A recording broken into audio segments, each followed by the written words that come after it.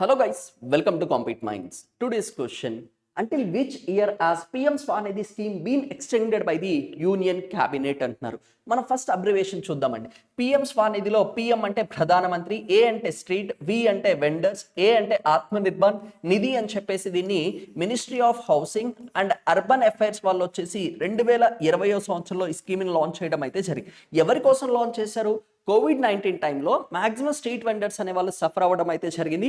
వాళ్ళకి loans and financial assistance అనేది అందించేలాగా government of India వచ్చేసి పిఎం స్వానిధి స్కీమ్ అని చెప్పేసి తీసుకొని రావడం అయితే జరిగింది. అయితే దీన్ని ఇప్పుడు ఏం చేశారు? ఎక్స్టెండ్ చేయడం అయితే జరిగింది.